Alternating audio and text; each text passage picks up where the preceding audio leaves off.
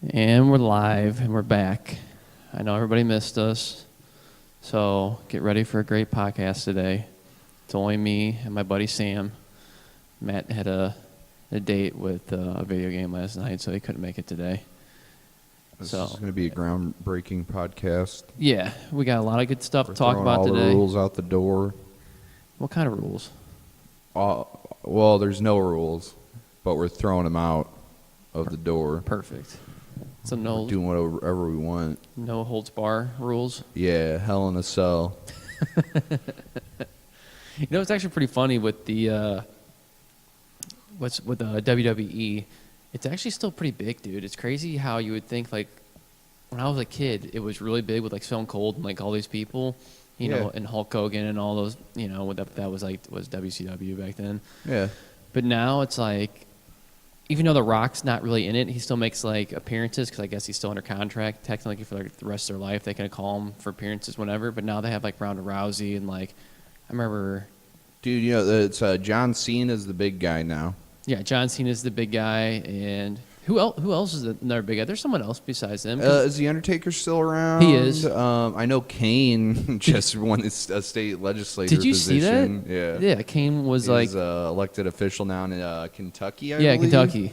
Yeah. Is he like a mayor or something? I don't think he was a mayor. I think he was like a state senate sort of thing. I might be wrong. Which is weird because I don't think him and Undertaker were really brothers. They was just part of the storyline, right? Right. And Paul Bear. Yeah, Paul Bear. Every time he yelled, his like face would jiggle.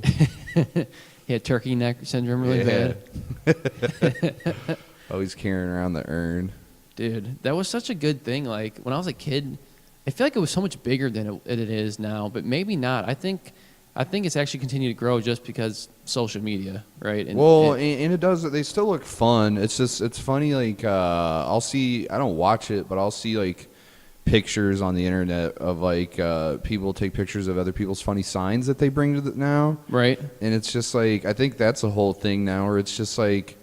Regardless, it's not like they're bringing in signs being like, you know, Austin 316 anymore. It just has funny stuff. I remember when I was a kid, I brought an now. Austin 316 sign or whatever. Yeah, who didn't? Everybody loved Austin. You had to bring the posters and all that stuff, which I wonder if they even make appearances. I don't ever watch it, right? I don't know.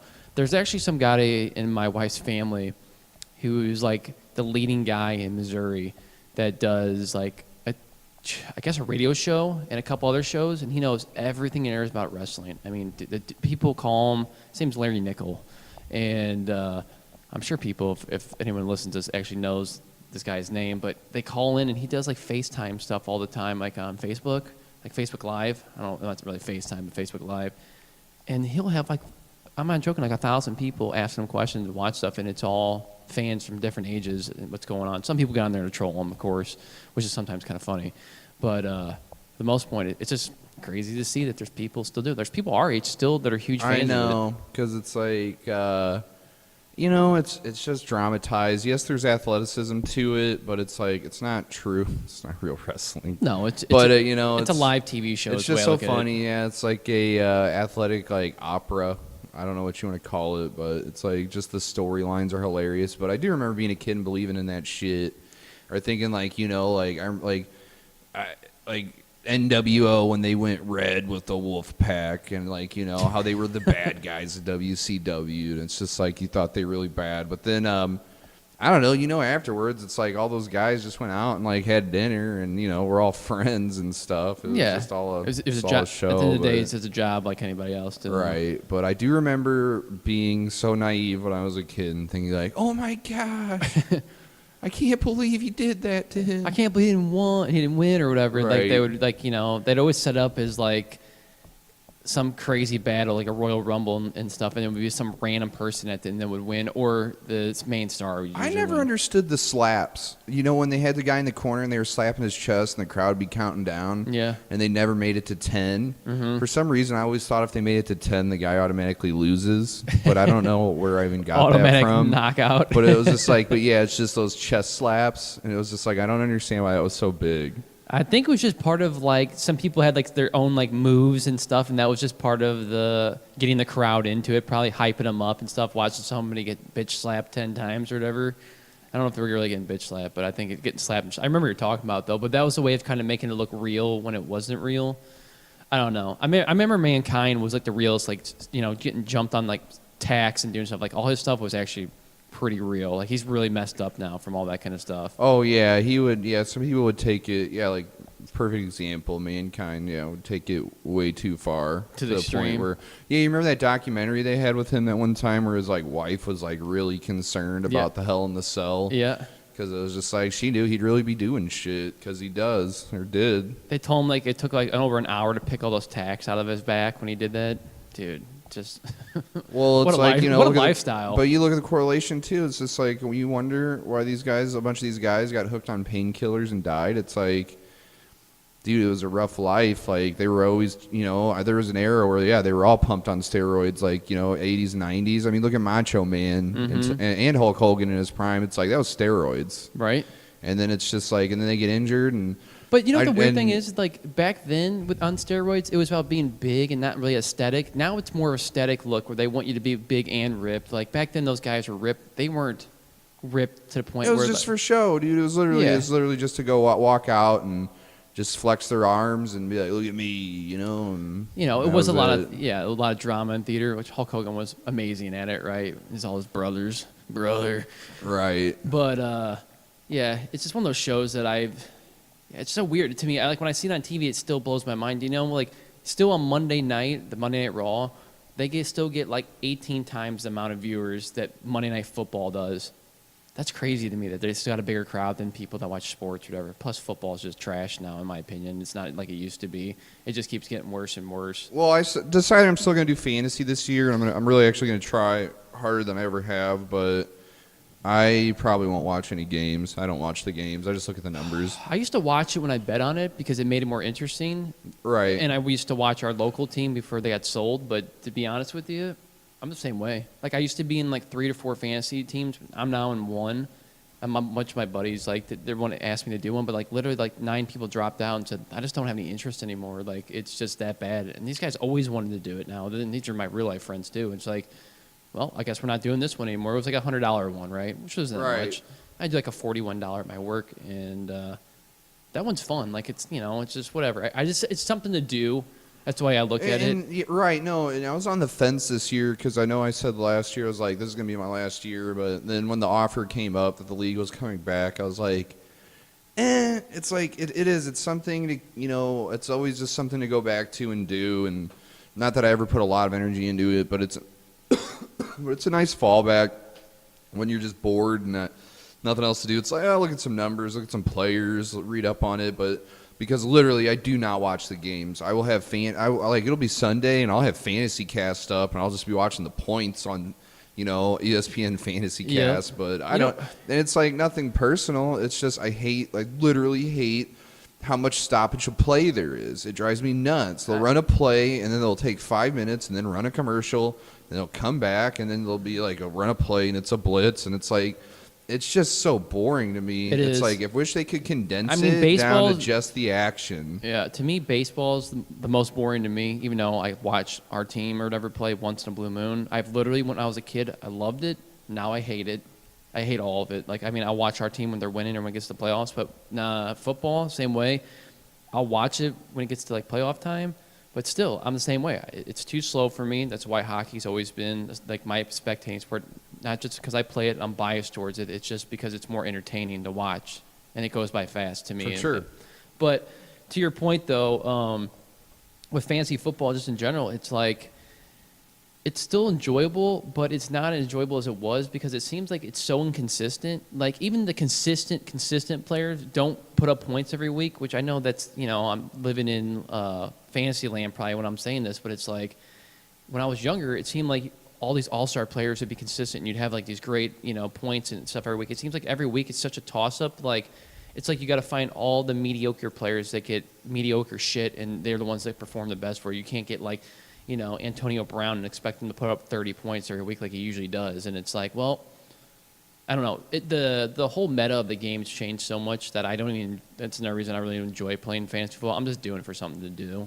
Right, and it's like which one of these people is gonna beat his wife or rape some stripper next and then be out the rest of the season. You know, how can I plan for that? Which is weird too, because it's like, Or, oh, hey, I had to smoke some weed this weekend. I popped dirty in a drug test. Surprise, I'm a professional player and have to take a drug test. surprised, like, why are people so against me that I smoke some weed? And it's like, it's in your contract. Do it in the off season. Don't be an idiot. Like, Right, you know? this is not the time or place for a political statement, bro. It's your job. It's Yeah. like all you have to do is not smoke, and It's you'll like any make other millions job. of dollars, Just right? I mean, just because you're a professional athlete doesn't mean you don't have to abide by your work's policies, right? That's the only Right. way you look at it. Which I won't get into it, but let's just remind everybody: an NFL is a private corporation, and their management are literally allowed to dictate rules down to everybody. Right. I mean, it's the same way if any employer you work for. So, you know. Right. But getting off that topic, something I noticed, what was it earlier? I was talking to, I think it was either I watched a podcast or I was maybe talking to you about, but how people are getting so successful nowadays by the internet and social media, where they really don't do, I guess they do stuff, but it doesn't seem like they do a lot, but they get so successful like in a bubble of something that just happens. A lot, I think, goes with like viral videos and stuff like that. But I think I was watching a podcast with, of course, Joe Rogan, my favorite guy, and he was talking about with Jordan Peterson how they both got into like YouTube and this at the right time. Before it was like, YouTube's always been big, but it wasn't huge. And they got into this scene where they just started doing stuff they enjoyed, like doing like politics or just doing a podcast for his sake. And he's exploded to like the most popular person in the world doing podcasts. And I don't know if that was his goal at first. I think he was just doing it because he liked doing it. That's what he talked about. But Jordan Peterson made a point to say it's like, without this platform and the stuff that you're doing nowadays, because he's like, you're not going through an employer who says, we're only going to show this because my biased opinion says I'm only going to put out there what you want. It's like he puts everything out there. It's all unfiltered, and people like to hear like his real opinion, and he doesn't hide behind fake cropped up bullshit that people want to do. So I think it's pretty cool. I think there's just a big movement nowadays, like with people that do blogs and people that like reply to stuff. Like if someone watches like a video, they do like their own background stuff on it. And I think the other reason why it's so successful is because people don't have time, because people are so busy nowadays with their schedules. They don't have time to literally read books, listen to information, or do anything. I mean, they have time to listen to information, but that's why they put in like a podcast and they can go do the dishes. It's a new entertainment medium that does cover, like to your point, it's a broad spectrum. It's like you can cover a lot of stuff in a podcast. You can listen, like people like Jordan. It's like, he can convey his ideas across this platform instead of because in the news they just play gotcha journalism and try to corner him. Like when he gets on the talking head bullshit, it's like all they want to do is corner him and ask him those specific questions. It's like podcasting is more of a free form, and it allows and then also it's just like for censorship, it's just like you notice like how many people like during his book tour for 12 Simple Rules, it's like. It's not like he was on like ABC Today or whatever, the regular like best-selling book tour stops. It's like, no, they were I would argue, actively trying to block him out of the media. But it's just like, it doesn't even matter anymore because so many people are drawn to the computer and podcasting. It's just like he got way more exposure through the podcast he's been on than anything else. And it's just like... Well, his book was like one of the number one bestseller books, but people try to like play off like it wasn't, is what I was told. Right, and here's the thing about him is it's like whether you disagree or not, it's just like you're entitled to those beliefs. It's just like I just hate these people who like won't allow him to have his own belief system. They have to attack him for it. It doesn't inherently hurt anybody. He's not calling for violence against anybody, but I don't know, man. That's all, though, is you got this group of media nowadays that likes to just snag sound bites and then play them for their audience, and then there you have it. Now he looks like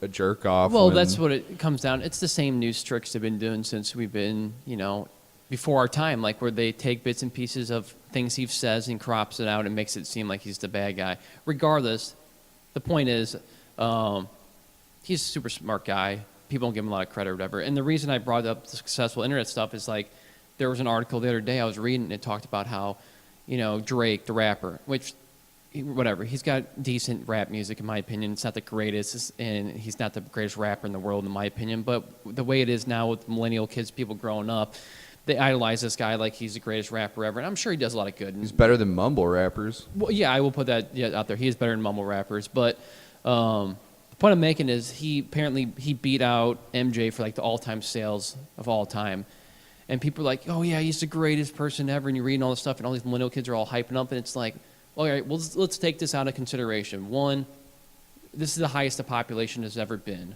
right, in the world, throughout the entire world.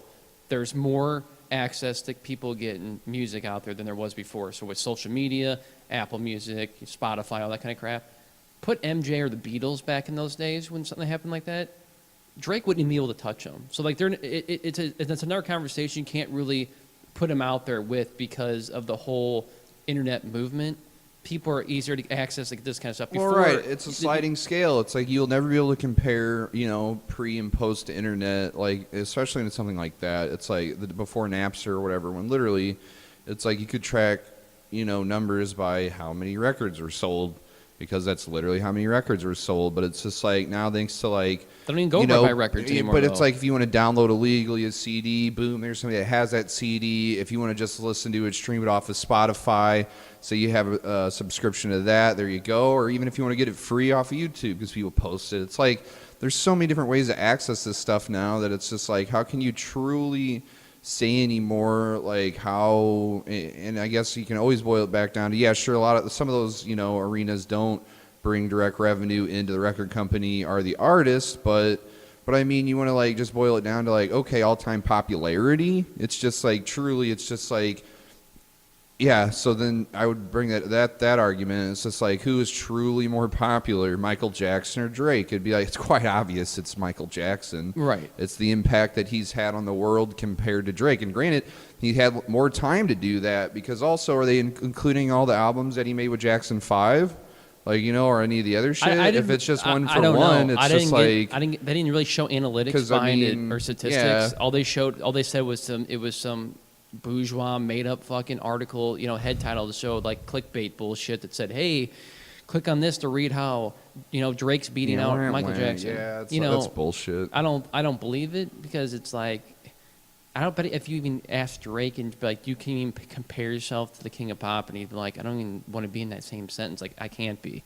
The dude literally, There's so many more people out there that would be in a better standing for the running compared to Drake. I would argue even Justin Bieber is probably more Taylor popular. Swift. Or yeah, Taylor Swift over Drake.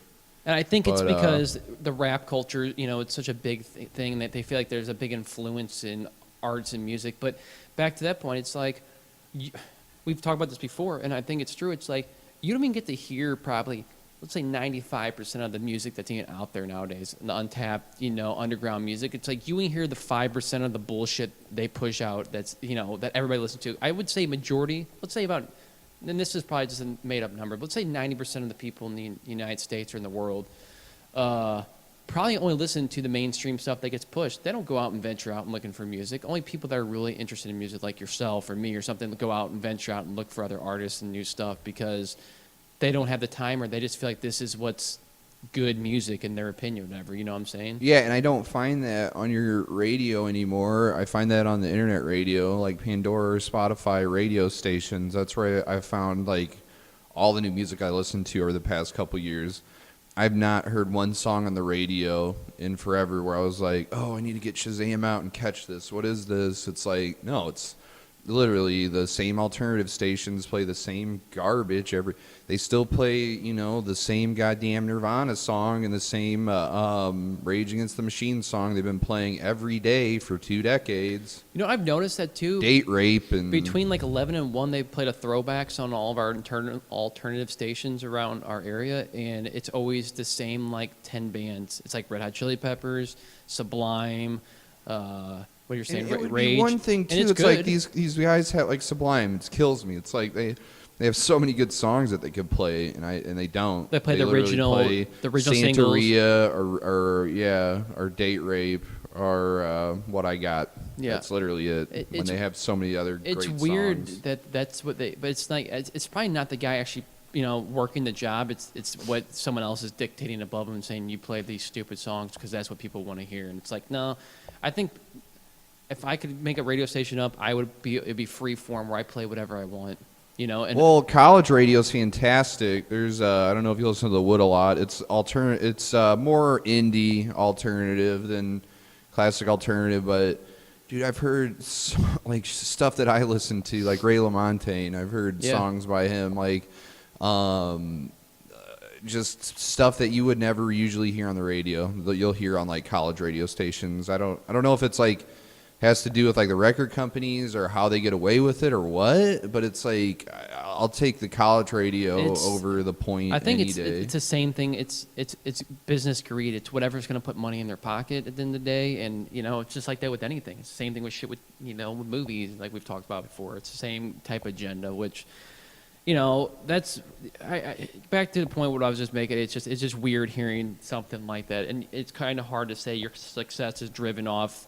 I guess it's the new platform. Like your success is driven off the internet, social media, that kind of stuff. Which the point is, it's weird how you can become an entrepreneur and do this kind of stuff. And the other point I was getting into was even when you say you do all this stuff, like does even get rich really make you happy? And like I listened to some guy's podcast. I can't remember his name. It was some no-name guy I was listening to. It just popped up on my feed, and I was listening to it on YouTube. And he talked about how many people, work their ass off to the bone and pretty much trying to get rich. And even when they get rich and get all this stuff, at the end of the day, it really doesn't make them happy when you have all this materialistic bullshit. And it's just weird. Even to this day, people still can't figure out that, materialistic stuff, it's great and it does make you happy for a little bit, but at the end of the day, it's like that's not what's important. Like it's cool having cool stuff. Don't get me wrong. Yeah, but I look at it like it's a means to an end. It's just like it's easier to be happy when you have money. Like one, it cuts out all your financial worries. Two, it's like look, like I like reading, and I don't prefer Kindles. I like books. It's just like so.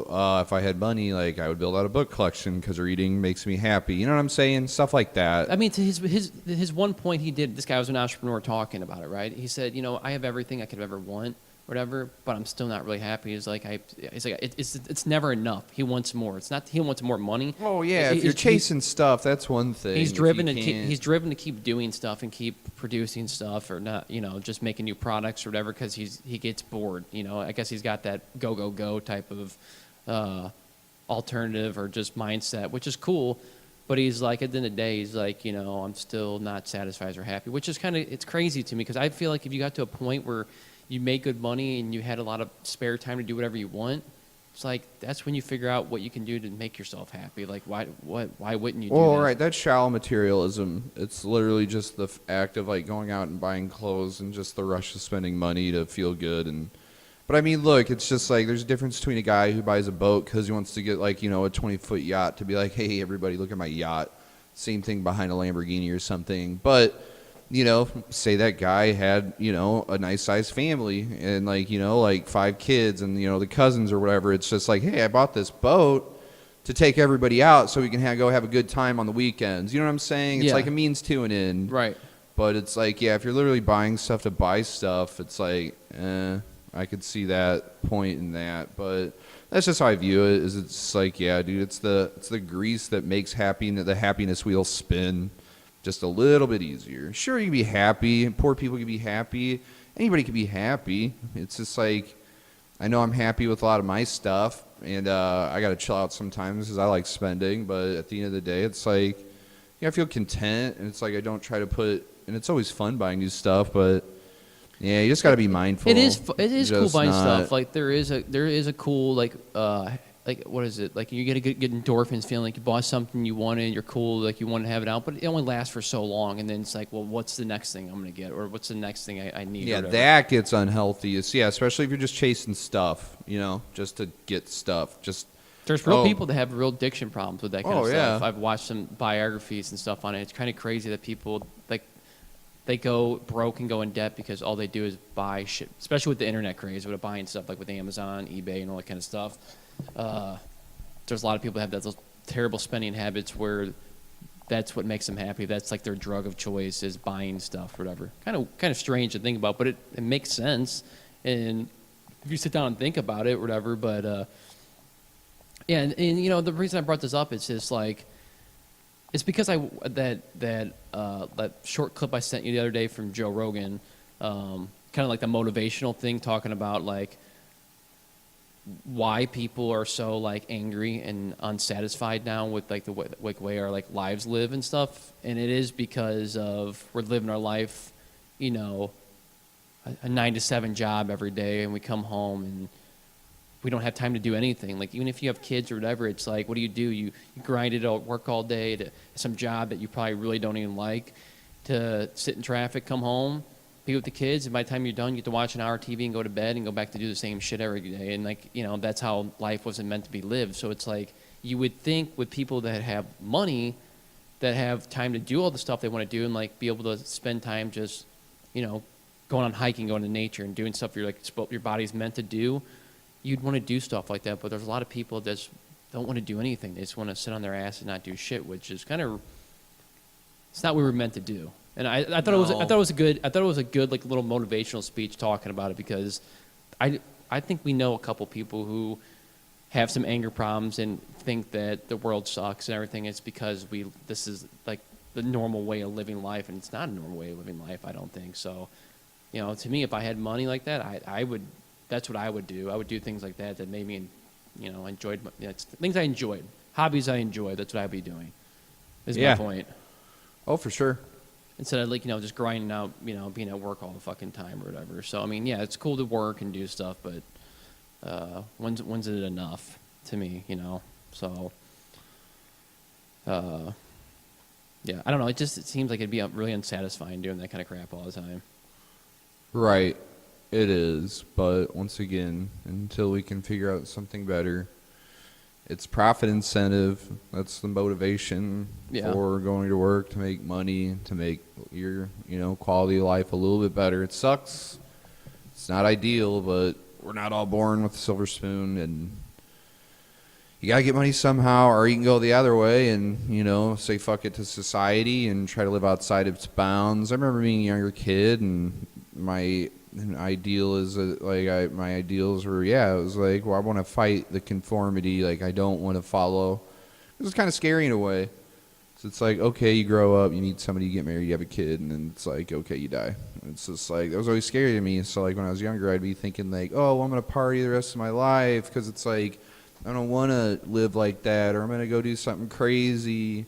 But it's just like, no, but that's just being a dumb, naive kid. It's right. Like you get old enough, and it's like, you know, I went back to school, and it was just like, and I got the 9 to 5 job that I don't really care for, but it's like, look, I realize now it's just like, it's a means to an end. It's just like, and there's a reason a majority of the world lives like that, is it's because that's the best we got. Like I don't think it's terrible, but it's still, I don't think, you know, I don't feel like it was what we were put on earth to do, but I understand it's not, there's a system why we do it. But I mean, look, we're not little tribes anymore. It's like, if you talk about a battle for resources, it's just like, shoot, man, like, how else can you create a society like the one we have, like, any other way except, like, you know, this is just what it evolved into. No, I get we used that. to have, like, you know, there used to be a guy who baked bread and a guy who ran a dairy and a butcher and that, but it's just like, now we're to the point where it's just like, look at computers alone. It's just like, well, you need IT guys just to keep the computers running to do whatever business you're doing with those computers, and every business uses computers now. And right. It's just like, it's crazy, like what society's gone into over just the past couple hundred years. Yeah, I agree. You know, and the other point he made that was really good, I liked, was he talked about how, and a lot of people don't probably know this, but like nature, just being outside and doing things is kind of like natural medicine to your body. And I kind of agree with that, because I don't hike as much as you do, or, you know, and I don't hike much, but I feel like his point was like getting outside and doing stuff instead of just being close inside all the time is like one of the best things you can do for not just your body, but for your mind, like, you know, your health. I think it is. Especially camping. I love getting away for even just a day and just going somewhere a little bit more wooded and Not being plugged in all day, feeling like you have to be in the technology field, because it's like, don't you ever feel like you're kind of like incarcerated, where you have to feel like you have to be checking your phone, checking your email, seeing what's going on in the world? Like, not everybody feels that way, but I feel majority of people like to feel connected and know what's going on. Like, it's what you have to do. And I feel like those days where you're busy doing that kind of stuff that you enjoy, like, you know, like when you're on vacation, you don't fucking do that stuff. It's like, but if well, you shouldn't be. right, you shouldn't be, even though people feel like they need to, like, take selfies or do whatever and check in and do stuff on like vacation instead of just doing that after you get home from vacation. You know, so people can see, hey, this is what I'm doing. I live this glamorous life or whatever. I get it. People like to share stuff with family and friends, but I feel like there's more of a culture where you feel like the need to do that instead of just being like, you know what did we do before this? We didn't do any of that shit, so why can't you still do that, you know? Right. Facebook. Everybody has to let everybody know what they're doing, and it's like this. It's like the ultimate keeping up with the Joneses now. Like, it really is. It's like, well, look what I did. So then it's like, look what I did. No one's posting, you know, the art. I take it back. Some people post the stuff you shouldn't be airing out your dirty laundry, but for the most part, it's, you know, like, look, I went. It's a lazy. I went on vacation here. Or look at my life. It looks so great, but it's not like these people are showing like the bad parts of their life. It's not, the couple isn't showing the fight that they had, you know, Right. just earlier before. What they're showing is the, oh, look at us dancing. Aren't we just the greatest? And I don't know. It just creates this false sense of, it's just like, you know, It's like, a lot of fake news. well, it's like, you know, you go through anybody's Facebook and it's just like the best of their best, and it's just like, it is like, I know it's made me depressed sometimes because I'll look at some people's stuff and be like, oh wow, they got such a cool life. My life isn't that cool. And it's like, I don't cry myself to sleep at night about it, but it makes me, it just pings me in a way of like, man, wouldn't it be cool to go do something like that? Right. It's like, here I am just doing my day to day, but it's just like, but who fucking knows? It could just be that person's vacation they just went on. Yeah. So yeah, I get it. Sometimes it brings that false sense of hope of people. I get on there and look at that kind of stuff at the time, and it's like, there's no way. Some of the stuff that people do and put on there is like, you know, they make it look like they live this dream fantasy like life, and it's like, right. They really don't. And I think that's why there's a lot of more depression with people too nowadays, because they feel. Well, that's a proven study too. Is Facebook, people who check Facebook constantly, like, or there's like a depression component to it. Mm-hmm. I'm pretty sure. Yeah, and it's just weird. You know, that's another weird thing to me that they do that. Like, you know, I used to be more guilty of it. I've kind of got away from it. Like, I check it, you know, once a day or something, but I really don't conform with that much anymore. Like, I don't post a lot of stuff on there. I don't post pictures.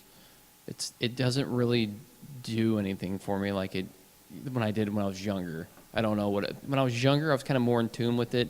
I feel like now it's a lazy man's way of not keep communicating with people, because it's like, oh, I saw what they did in Facebook, so I really don't need to talk to them anymore or do anything because I already know what they're doing in their life. It's like I can just post on their picture and be like, hey, that looks great, cool, can't wait to see you guys, and probably never hang out, you know, like something like that. It's like, even to me, like, that's a way of like staying up with people but not actually having contact with them, which is kind of, you know, I guess that's just the way the world works nowadays, right? Right. It's like you don't get invitations in the mail anymore to go to someone's party. You get a Facebook invite on Facebook. Which is stupid. Because not everybody gets on there and checks into that kind of crap, you know what I'm saying? Right. So, but yeah, you know, it's weird, man. Weirdo stuff that happens nowadays.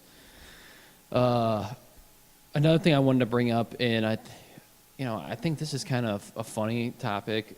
Not really funny, but I feel like it's one of those things that people don't want to talk about, and who knows, but I want to talk about it because I thought it was a good topic to talk about. And does fat shaming work or does it not work, right? And I feel like there's a whole like message behind it, because the reason I brought it up is because I watched, of course, something on a podcast, and he talked about how Joe Rogan had two of his buddies on there that were trying to work out and get healthy and get fit, and it wouldn't work. And so Joe kind of like brought up to his friend, like, hey man, I feel like you guys just need to, you know, he's like, you're starting to get really like overweight and unhealthy, and I'm like concerned about your health. So like he said it to him as a friend in a nice way, like not being like, hey, you're a piece of shit, like get your life together type of way. And it kind of mentally put something in the guy's head, and like, you know, and it changed his life. And then like later down the road, he thanked him for it. And now we have this culture where it's like if you say something to like even a family member, friend, or someone that you care about, it's like, is it a bad thing to care about someone's health and concerns? Or are you just worried about their feelings? And it seems like nowadays you can't bring those kind of things up because it's so insensitive, I guess, to people that they feel like you're personally attacking them. And I get it. It's all behind the message of like how you tell these people. But I can tell you this, and I've told you this before, Sam. My friend kind of did it to me when I showed you that picture on Facebook, and it kind of did mentally change the way I live and eat and work out and do stuff. And I think it was for a good thing. It wasn't like it wasn't negative. He told me, but he just like pointed it out to me, and I was like, "Holy shit, you're right." And it changed my life. I thought it was for a good message, like a good thing. So I don't know how you feel about it or nothing, but I thought it was an interesting topic that people were like not allowed to talk about it anymore because of this culture now. It should be treated exactly like cigarettes. We can say things to people who smoke cigarettes out openly. I know it hits a little bit closer to home due to some of this being like genetic or whatever the cause is. All I'm saying is it doesn't matter. It's just like at the end of the day, you're making a conscious decision, whether it's genetics or not, whether you have low metabolism or whatever. It's like every day you wake up, you have the conscious decision on what you're going to put into your body. And you can load it up with cheeseburgers, or you can eat, you know, a little bit healthier. And that's the thing that kills me is it's just like, you ever notice the correlation of people say it's genetic, but at the same time they love drinking Diet Coke all the time? It's just like, don't give me a fucking break.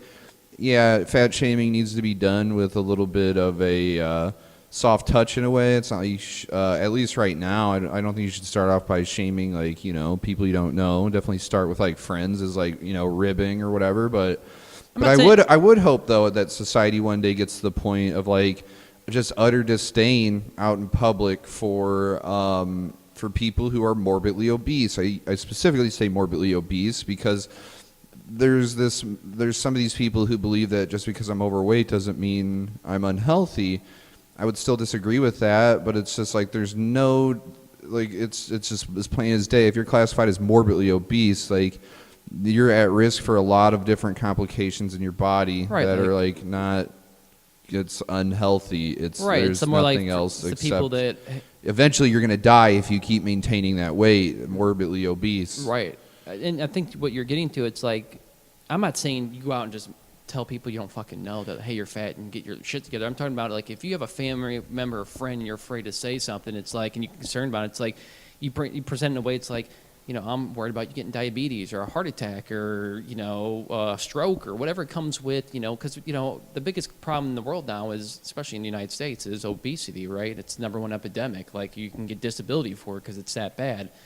And like you're saying, it's like a lot of people don't want to acknowledge that it is. It's like, oh, I just have, it's genetics or whatever. And it's like, you know, even with genetic stuff, you can still be changed and you can still do something. Even if, you know, you're not going to be, you know, some ripped up fucking model or something, doesn't mean you can't be healthy in a way where it's not unhealthy, you know, in your own skin. So it's like, that's what the point I'm making. And,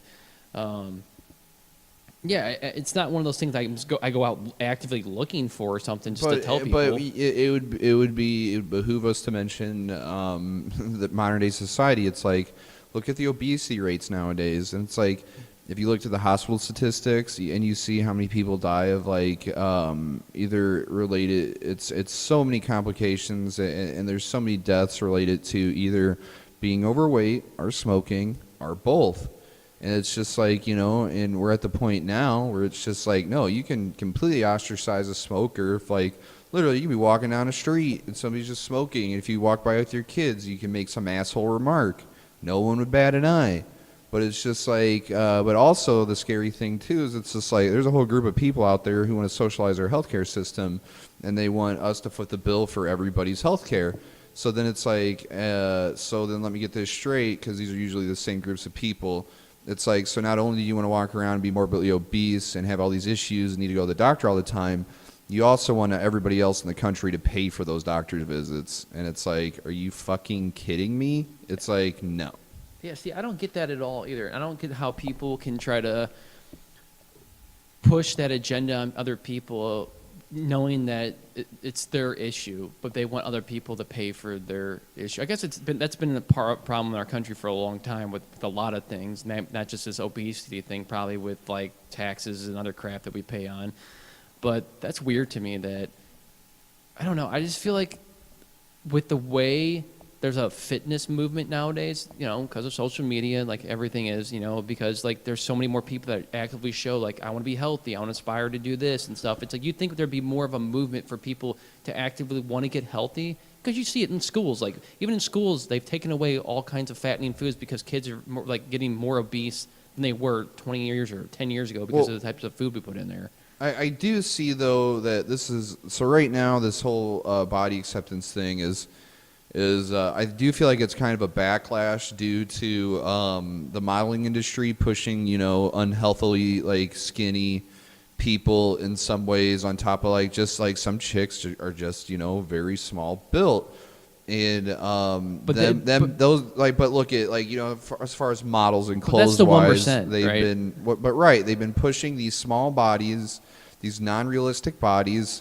So when you go to an extreme, it's easy. It's just like when there's a backlash, then they tend to like go to the other extreme instead of just going moderate. So like right now, you do see land whales who are being like, "Oh, my body's beautiful." I do hope that over time we'll realize that it's just like, look, neither are okay.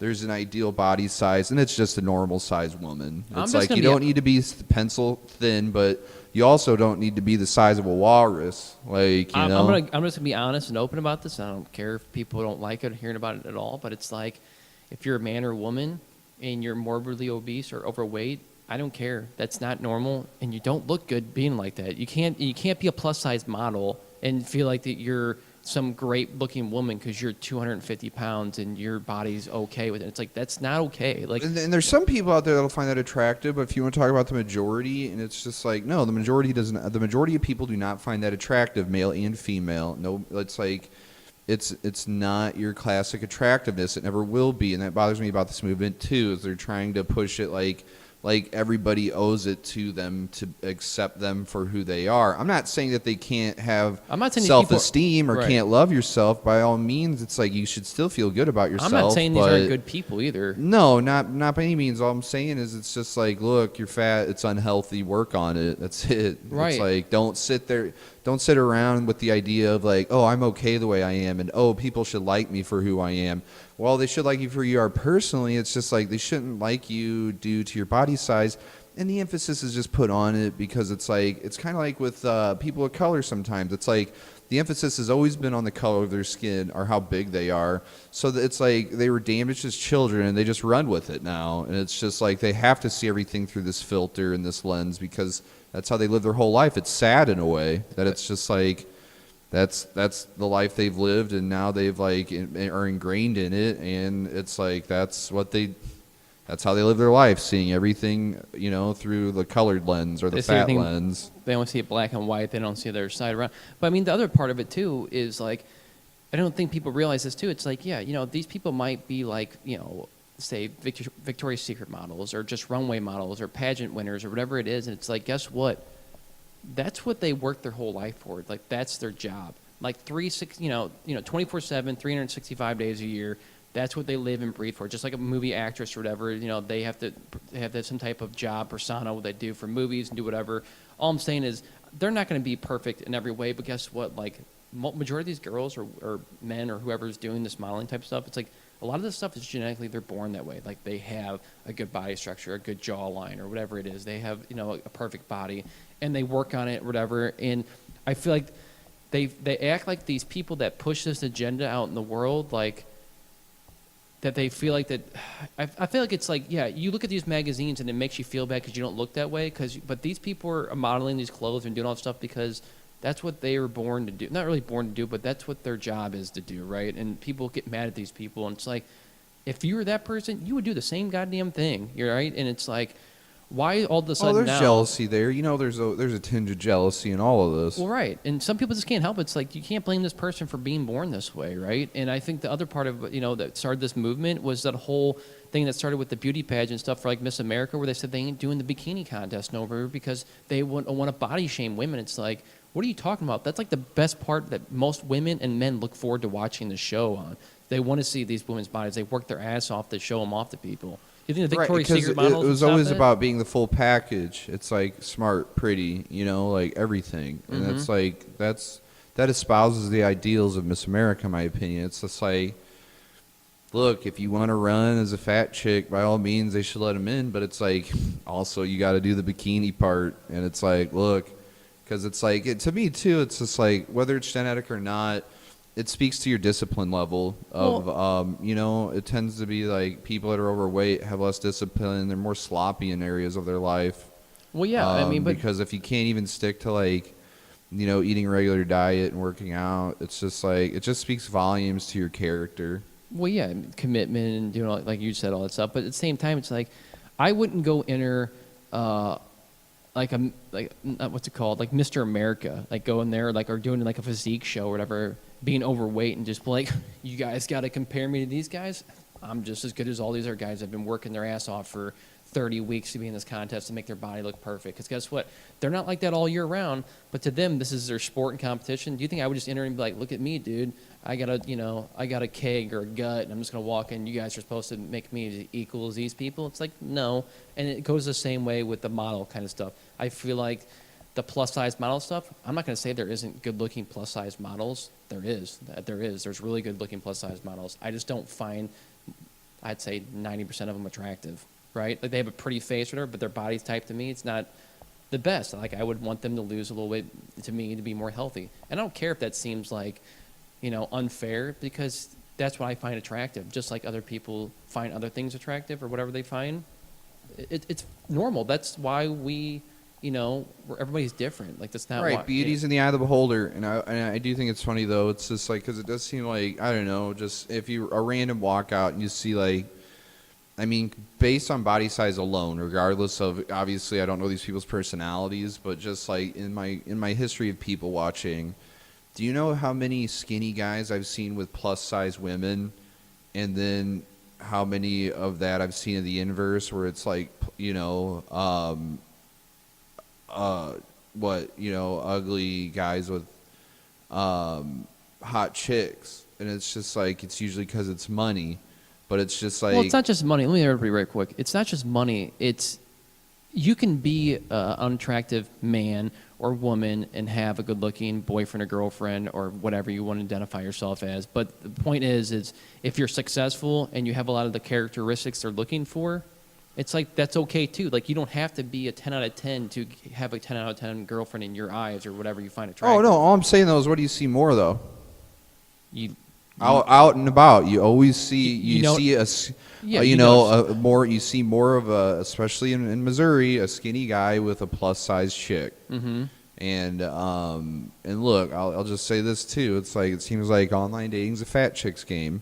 And it's just so funny, because it's just like how picky some of these beggars are as choosers. It's just like, they'll be on and they'll look like a fat slob, and they'll be like, oh, well, my guy's got to be 6'1" and make $100,000 a year and this, that, and the other, and my 2 kids come first, and you know what I'm saying? It's Right. a joke. It's a joke, like how some of these blobs like expect like so much, and and that goes for the inverse too. I know there's a lot of basement dwelling neckbeards out there who are uglier than shit, that just for whatever reason, just because they're a nice guy, they expect 10 out of 10s to be falling head over heels with them, or even in their lives. How many stories have you heard? I've just heard a bunch on Reddit where it's just like, just because the guy's nice to a girl and the girl's nice back, they truly expect sex from them. Right. And it's just like, what did you do besides be nice? What did they do that, They don't owe you a damn thing. Right. Like, not a thing. It's pathetic. Well, it's weird too, because they say, like you said, beauty's the eye of the beholder, but how many people go, that are obese or whatever you want to say, they are attracted to people that are not obese, right? Like if I was a fat guy or whatever, and I'm still gonna be attracted to the girl who I think is skinny and 10 out of 10 or whatever I find attractive. But your self-confidence to actually get that girl, unless you're very successful, have a lot of money, and have a lot going for you, it's like you're not going to get that girl, so you settle for the girl that you don't even want to be with, because that's just what happens in society, because you just kind of feel like, well, I'm not good enough and I can't do that. It's like, why don't you make yourself good enough? It's like, why don't you get in shape and like make yourself like be more attractive to that person? Because the one thing that comes down to too, it's like, you can't live behind like some fake safe space bubble. It's like if you want something in life, you have to go after it. And it's like if you want something that's some other girl to be attracted to you, then you have to find out what she's attracted to. And most of the time, I hate to say it, but it's like most girls aren't attracted to guys with dad bods. I'm sorry, like you got a dad bod and you think you're like some glorious, beautiful dude that's gonna get any woman. It's like, guess what? That's not what happens. It's like you're gonna have to be like pretty close to being like having a decent sized body or whatever, having some very successful stuff going for you, find her attractive. And then once you guys are settled down with each other and you guys been with each other a while, then you become the dad bod. They don't care because they already have everything they want with you. They have the security, they have all that kind of stuff. So you can the kind of emotional history, and Right. like the shared experiences. It's like you lived years of your life with that person. It's just like you can afford them a little bit of slack. Well, that's what the point I'm making about this is. It's like they push out their bullshit agenda saying women nowadays are more attracted to guys with dad bods. It's like, no, they're That's not. stupid. That's stupid. That's and fake. And the fake stuff behind it is because they think guys with dad bods, or even girls with these whatever bodies, are more hardworking. They take care of their kids more and do something like that's bullshit. Because guess what? The guys who are actually in there working out, or women who are actually working out, take care of themselves, actually care about themselves and their life, and they want to live a long life and be healthy. It's like, how can you compare the two and say one's better than the other because they do something? It's like just because they go make time for themselves, they want to live a long life and be healthy and be happy because that's what they do enjoy as a hobby. It's like, what makes them better or not as good as this guy that doesn't do that and just attends to sit down at home and be with his kids all day? It's like an hour out of your life to go work out. It doesn't make you a bad person. Like, go to work out if you're married or have kids or do anything. So like the whole study behind that dad bod shit and the stuff with the women is all fake news, and that shit pissed me off really bad. I got in a huge argument, I guess, on the internet about some people that, and there's some actually really good articles on Reddit about it too, like how it's just like another clickbait article for people to get into it. Look, people just want to feel good. There's the majority of the people in America are fat. They just want to feel good about being fat. Because look, you know why they don't? To your point earlier, where you're like, well, instead of just expecting that, why don't you go and do something about it? Well, because it's hard, and people don't like doing hard work. A majority of the people would rather just be a lazy shit than do hard work. That's it. I get it. It's a lifestyle change you have to want to do, and it's like, but you can't complain and say there's some unbiased opinion or these other people are, the problem in the world. It's like, no, they're not the problem. You're the problem. But they are, and that's what we're seeing nowadays. Exactly with this body acceptance movement is it's just like instead of just doing the work and getting in shape, they're getting online and bitching about it in mass.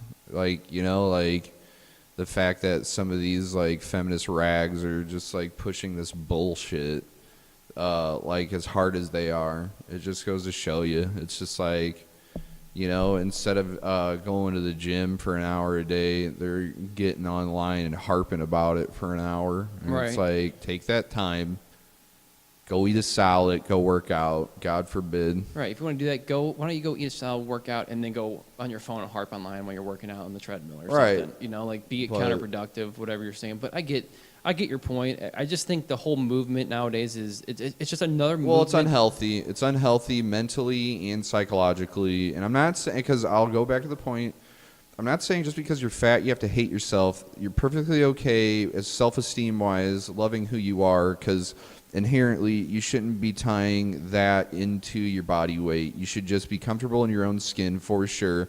But I would argue that a mentally healthy person would realize that, hey, this is one area of my life that I'm lacking. I should work on it. That's my argument. Yeah, I totally agree. Like, if you know it's a problem and you're happy or whatever, that's great. You want to try to change it, great too. But don't hate anybody else because they make it their life mission or goal, or they're really proud of taking care of themselves. You got or whatever these. You got these women out here that hate on after a real athletic kind of chick has her baby and they work hard to like get back to being skinny and shit, and there's this whole like hate movement against those kind of women, and it's just like live and let live, for the love of God.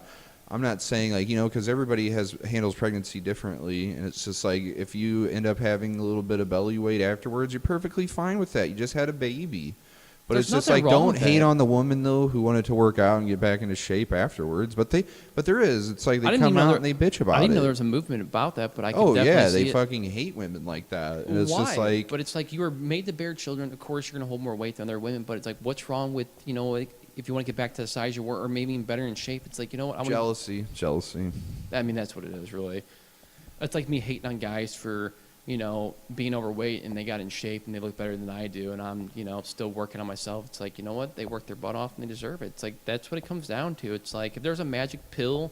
We talked about this before. If there's a magic pill that could get anybody in shape, you'd be the most profitable person in the world. Right. You'd be richer than the person that owns fucking Amazon. Because Right. everybody in the world wants a pill that gets them in perfect shape. And that's just the way it is. Perfect shape, health. It's like it doesn't go with that. It takes work, and the problem is too. It's like there's just too much forced stuff nowadays to make you feel like I have to go eat this or go do this. And it's like everything's pretty simple when you come down to it. It's like to be healthy. It's like you just eat the normal good food that we're brought up and raised on, and you don't eat all the junk and bullshit they shove in your face. It's pretty simple. It's like if you're one of those people that have bad self-control, you just don't buy the food that you're gonna have problems eating. You just buy the stuff that's healthy, and it sucks doing it, but Well, I will argue that advertising is purposely confusing, but look, I do think that there's two areas we need more education on for kids growing up. It's health and diet and finances. It's woefully lacking in all those areas. That's as funny far you as, bring that up like, because I don't remember in school ever having like a health class or anything like that, or talking about like why is it important to eat these food groups, and like if you want to get good in shape, do this kind of stuff. I think I would have been really interested. But yeah, in that not kind of just stuff. a bullshit like quick once over in like a PE class. Literally a class, a semester, a year dedicated to like a rudimentary science behind nutrition and why we need this. Like, why do we need vitamin A and B and C? You know what I'm saying? Like, what does this do for us? Mm-hmm. So that people can comprehend like, okay, here's why you need a well-balanced meal. You want multiple colors on your plate. It's like, this is what the leafy greens does for your body. This is what the fat, does for your body. This is what the protein does. It's like, we never got that. I'll be honest with you. Like, I do a lot of research and do a lot of stuff, and I know some of it, but it's like, I would have really appreciated that now. Much as, like, you're a naive kid, and you're like, I don't want to fucking learn this when you're in school or whatever. Just like you don't want to go to stupid classes you felt forced to. But I feel like that would be a really great thing because, I mean, how many people don't, when they're a kid, think about the same thing? I want to be in shape or I want to do whatever. So, to me, that would have been something I would have definitely wanted to do. It's like, oh, I eat these 5 things a day or do whatever. They could have give you like a meal plan or whatever. Even in your fucking like your workout class, but I forget what it was called. But that would have been great for someone to just even give me like advice on like, hey, you want to get in shape? Eat these kind of things like in high school to take care of yourself better. Like just from our workout coach or whatever. Like I don't know, maybe it's stupid, but maybe that's something cool they could like implement in schools nowadays. I think it's needed, but will we get it? Probably not. Probably not for a while because, like you said, there's that movement behind of people that would be offended, be like, "We're fine just the way you are. Why we got to learn about this?" So, like, maybe the health and nutrition class would probably be more of an acceptable thing. So, I think it's a pretty cool idea, actually. But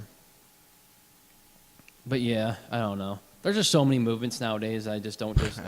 Right. It seems like every week a new movement comes out with crap, Just like that video you showed me the other day, like we just talked about, with that woman that was trying to tell her women it's okay to be, overweight or whatever. It's like I feel like I see a new article about something like that every single day. And so I just hate this whole attitude of it's just like, if you don't agree with me, your opinion's invalidated. I'm right, you're wrong. I'm good, you're evil. It's like there is no room for discourse anymore. Like, if you carry certain beliefs, then you're a bigot or a racist or a sexist, a misogynist, a chauvinist. And It's kind of weird nowadays. You can be every race besides white, and you can do whatever you want. But if you're white, you're automatically a racist, no matter if you're the most unracist person in the world. Automatically, just because you're white, you're racist. Just like they try to assume like people say automatically if you're black or some other race that you're automatically, you know, a bad person or something. It's like, that's not true. And I don't know where this movement of that kind of stuff's coming either, because it seems like you can't speak your mind on anything nowadays. Just like the whole thing with the Wall Street Journal crap we watched, whatever, with that girl that said all these white people are terrible, gets a job, and if that was Sarah Jean. yeah, so if you're white and you did that, dude, you'd be the worst person in the world. But since she was Asian, it was okay. So I don't know. I feel like there's a lot of double standards nowadays with everything, and it's really Because there is. you know, and the whole forced PC culture thing's just getting worse. You know, not just at like I just noticed at my work it's getting worse. I just noticed that like online is getting worse, dude. Even with like a video game I played. Right, I played in like I'm not gonna say what game I play, but it's in the esports world. Like even with words and stuff, they actually ban like 20 or 30 words you couldn't say in forums or even like out online, like through voice chat when you're playing the game. And if they hear it or if someone reports it, you're automatically banned for like a month because they're offensive PC words now. And this is the internet. Like kids have been saying this kind of shit for a long time since we've been little kids. So like, what all of a sudden changed for these companies? Like you got millions of people subscribed to your stuff. I guess they're just trying to adhere by it because they're sick of people complaining to them about it, or people are leaving the service because people are using these words. It's like you have kids from like 10 years old all the way up to like probably their 30s or 40 playing this game, and it's like you're not going to be able to censor all that crap. I'm sorry, it's just what goes back to freedom of speech. You should be able to say whatever you want online, but I guess when you're playing on some company's gaming type thing, you can't use these words, you know. I don't know. I guess behind closed doors with friends, you can still do it, unlike voice channels. But like when you're in the server, you can't if they catch you. Or even on Twitch. Like even talking about Twitch, how many streamers have you seen that banned in the last, I don't know, 2 months because they used a word, but they didn't really direct it towards anybody? They were just joking around with one of their friends. Like one of the guys just called his friend a fag, and he got banned for 30 days. Wasn't calling people really a fag. He was like, hey man, stop quit being a fag. I get it. It's derogatory. Outrage culture. And I just like how people now are addressing it as like, look, are you really offended? Or are you just purposely trying to be outraged? Well, I think some of these people are jealous too. Like one of the guys is very successful on Twitch and makes probably a couple $100,000 a year. Yeah, doing jealousy it. plays in a lot of this stuff. And he's trying to figure out why was I reported. You know, he's like, what did I get reported about? No, there's a zero tolerance policy. He got reported. Boom, it happened. It's kind of sickening that that's what's happening nowadays, even with that kind of stuff. So. Yeah, man, world's going to shit. Stock up on ammo and freeze-dried food because we're all going to live underground shortly. The world's going to hell. You think so? Yeah, it already is. Look around. Look at popular culture. It's a joke. Yeah. I mean, what do you even define popular anymore? Like, what's considered popular culture? Right, that's a great question. I mean, it's not your classic because before it was so easily fed to everybody through like MTV and your radio stations, and it was like Britney Spears and it's man, it's just it's weird now due to the distribution of content, like whether through online or Netflix or you don't have your standard your top 5 networks, your ABC, NBC, whatever, pushing whatever commercials made it onto there, like it's such a mishmash now that pop culture is all over the place. Yeah, I mean, I think you brought this up to me not too long ago, but isn't it even like Reddit kind of turned into like it was one of those places like you went to on the internet? It was like, oh, it's so different than it was 5 years ago. Yeah, and I haven't been in the Reddit as long as you have, but it seems like I've read in some threads on there that even people said how much Reddit has changed in the last couple of years, where it's kind of more. It has. And it's not okay because they have like admins, like administrators who actually work for Reddit, but a lot of the subreddits are parceled out to moderators, and moderators have no affiliation with Reddit. They're just regular people that were around in the early days to make those different subreddits. So like you'll have a subreddit like news, and you would think like from the outset, if you weren't very familiar with Reddit, you'd be like, okay, well here's where the news articles go.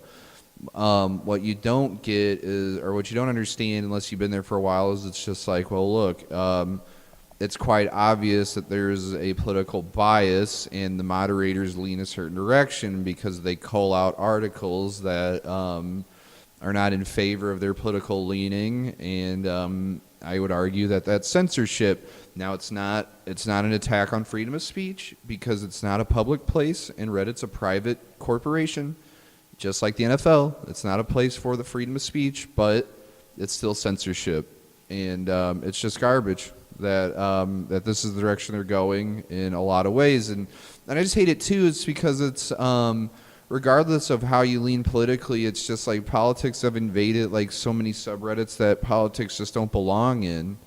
And it's like, I don't know if these are shills or what, because it was quite obvious like that the Democrats and Republicans during this last election were running like online social media campaigns, and they did employ a lot of people, both sides. And you can argue if they were Russian or whatever, it doesn't matter. I know some were, but then you just had a lot of shills for both sides. So politics are getting brought into just subreddits that literally they do not belong. Right. And it just it ruins the whole it just ruins the spirit of the subreddit in a way when they allow that shit, because and it happens all over the place, and I'm just so tired of everything's so divisive. And it's just like, if you're not liberal, then you're a racist, and if you're not a conservative, you're a gay whack job. And it's like, it's just getting old, because how many more people are, because this is a vocal minority on both ends. It's like so many people in real life are like more moderate, and they,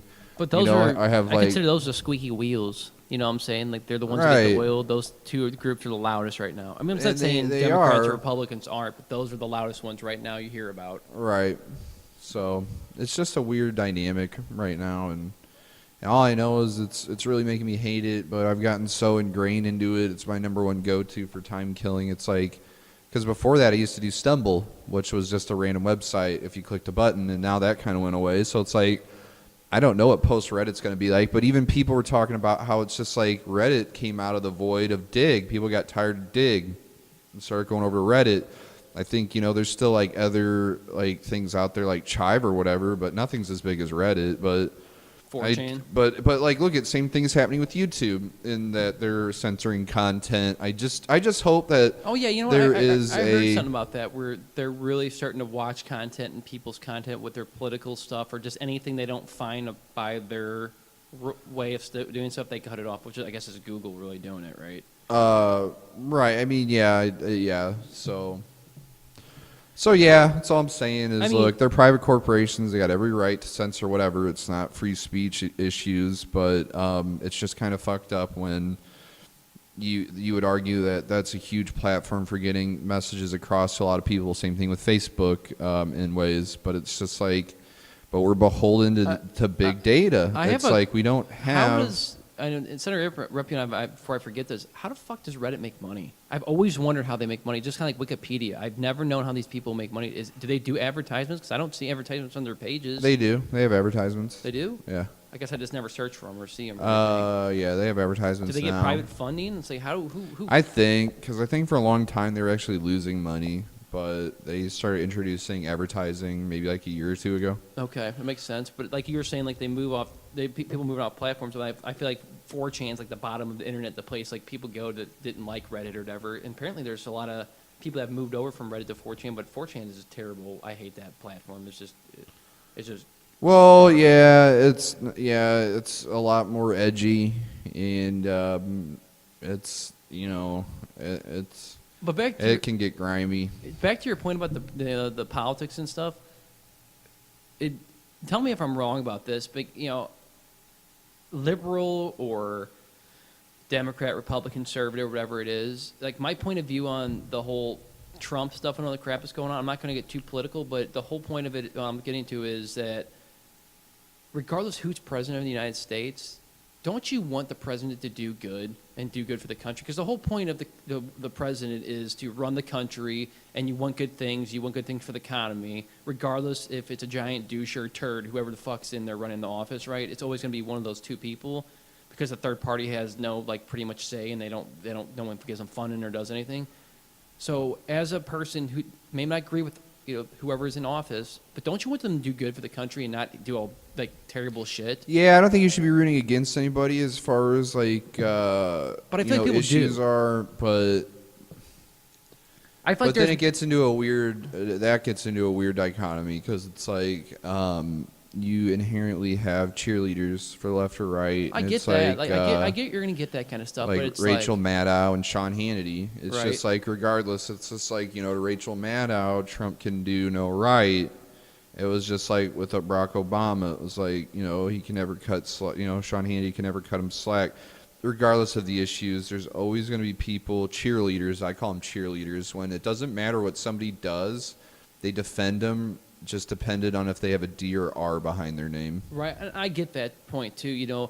The point I'm making is like, regardless if people think Obama is doing everything he did has made the economy better with jobs, or Trump's going on and he's doing better for the jobs. Regardless who did it, who's in office now, I just want the economy to keep getting better. I want us our jobs to keep getting better. I want to be able to make more money. I want things to get better in society. So like, why the fuck does it matter who's in office and who's doing? Because at the end of the day, like you're saying, people are cheerleaders. Well, he's a national spokesman for the entire United States. He doesn't even make half the decisions. I'd say he makes 40% of the decisions. The other 60% is made behind the closed doors that we know about, and he just goes out and publicly speaks about stuff. Is he an idiot? Yeah. Does he do too much shit on social media because that's the platform that he needs to reach out? Which I get why he does it, because that's where people respond and look at, because nobody watches news anymore. That's how you get your news from the president or whatever's going on. The point is, it's like, I just want our president to do good. That's it. Like, even if I don't like Trump, or I do like Trump, or whatever's going on, who I'm for, I feel like that's the biggest thing that people forget about in our country. Like, and I feel like that with the way things are going now, it's like, instead of everybody just bashing him, regardless if you like him or not, it's like, just try to, hope he does the right thing. And that's, at the end of the day, that's what I want. Well, I would argue though that it gets into a scary situation because that sounds like some communistic shit. Because look, at the end of the day, everybody's gonna like, there should be disagreement. There should be No, I'm not saying there political shouldn't. discourse. Yeah. Like, sure, I get what you're saying. Respect the office to an extent, but also it's just like, I'm not saying they're perfect or but nothing. yeah, but it just goes back into political beliefs too. Is it's just like, look. Yeah, you want there's just disagreements on what is best for the country, and this president, obviously, conservatives have different beliefs on what's best than Democrats do for the country. So it's like it's just easier for Democrats to put him on blast because it's like, well, I wouldn't have done it that way. I would do it this way, vice versa. So it's just like, yeah, you want him to do the best for the country. Sure, everybody does, but people would disagree with what's best for the country. Yeah, I get that, and I just brought it up because I feel like that's something that people forget to talk about. Yeah, I do think there's healthy disagreement and needs to happen because not everybody's going to be. Yeah, nobody should. We shouldn't all be sitting there rallying around, like, Yeah, "Oh, everybody go shouldn't be us!" around, Go sucking his dick America! off or Yeah. doing something. I just feel like that's something that would be cool to have, but that's in a perfect world. Never will happen. Not Not in our, anymore. especially not I in our don't day and know. age. I mean, There used to be a lot more bipartisanship. I mean, when Kanye and The Rock are running for president in 2020 or whatever it is, then there's something else going on, besides that kind of crap. So, you have to be a celebrity now to be the president. I feel like that too. The culture's changing with that too. More people would rather vote for people they like in the acting world. And just getting back to that, it's like there's so many trash actors nowadays. I just can't stand how people, Right. yeah. So, but I think that's some pretty good stuff we've talked about on this podcast. Random today. schmattering. Yeah, there's a lot of random ranting and stuff. Nice though. It was a nice starter to get back into it. Yeah. I feel like just get warmed back up. It's been a little bit. Yeah, me and Sam brought you some good content today. Hopefully, Matt can get back into it with us next time. But hope you guys enjoyed the podcast. We're going to wrap it up for the rest of this one. So we'll see you guys in the next one. See ya.